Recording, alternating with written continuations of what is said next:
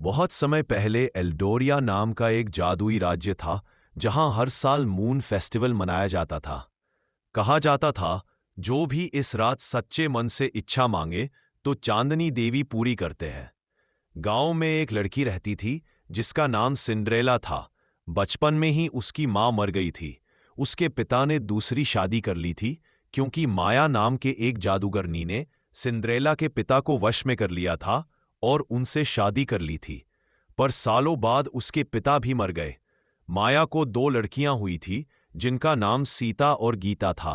वो बस तैयारी करते और कुर्सी पर बैठकर सिंड्रेला का मजाक उड़ाते थे। सिंड्रेला अकेले ही घर के सारे काम कर लेती थी, सब्जी काटना, खाना बनाना, घर के सब लोगों के बर्तन घिसना और अकेले ही कपड़े भी धो लेती थी। बाद में थक हार कर जमीन पर ही सो जाती थी। माया को सिंड्रेला बिल्कुल भी पसंद नहीं थी, पर घर का काम करने के लिए उसे माया ने रखा था। एक दिन राजमहल में कोई फंक्शन था, सभी को इनविटेशन आया था।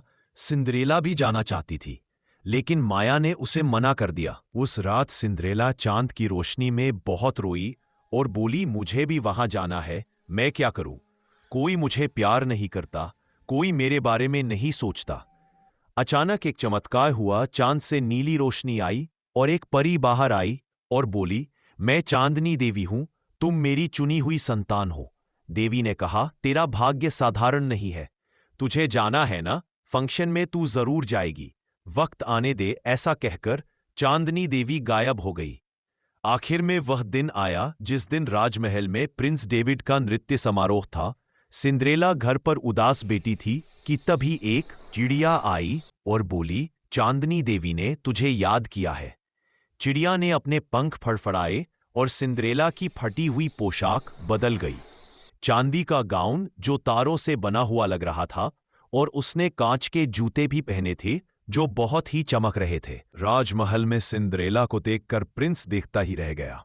प्रिंस ने उससे पूछा, क्या आप मेरे साथ डांस करोगी? और दोनों डांस करने लगे। वहां सिंड्रेला की सौतेली मां माया भी थी। वह ये देखकर गुस्सा हो गई। उसके पास जादूगर गोगो खड़ा था। माया ने उससे कहा, ये मेरी काम वाली है, इसे हटाओ यहां से, मेरे आंखों के सामने से इसे दूर ले जाओ। गोगो ने एक मंत्र बोला और हर जगह काला धुआं छा गया। अचानक चांद लाल हो गया और घड़ी की सुइयां आधी रात पर पहुंच गईं। सिंड्रेला का गाउन फटने लगा, जूते टूटने लगे। वह भाग ही रही थी कि सिंड्रेला को चांदनी देवी की आवाज आई और उन्होंने कहा कि तुझमें शक्तियां हैं, इसका इस्तेमाल कर, भाग मत। सिंड्रेला को जादूगर गोगो ने काल कोठरी में डाल दिया। सिंड्रेला की शक्ति जागृत हुई, उसकी आंखें नीली हुई और उसके हाथ से चांद की किरणें निकलने लगी।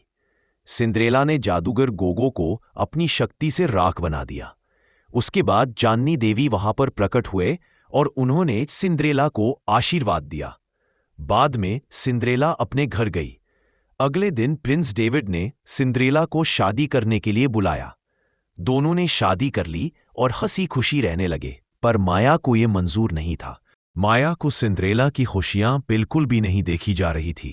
क्रोध माया के दिमाग में चढ़ गया था। माया ने रात में सिंड्रेला को जंगल में एक पेड़ के पास मिलने के लिए बुलाया। माया ने सिंड्रेला से कुछ बातें की और सिंड्रेला को मार दिया और उसे मरने के लिए अकेला छोड़कर चली गई। सुबह हुई, लोगों को सिंड्रेला की लाश मिली। उन्होंने सिंड्रेला की लाश को राजमहल ले गए। प्रिंस का रो रो के बुरा हाल हो गया। सिंड्रेला के शरीर पर एक भी चोट के निशान नहीं था।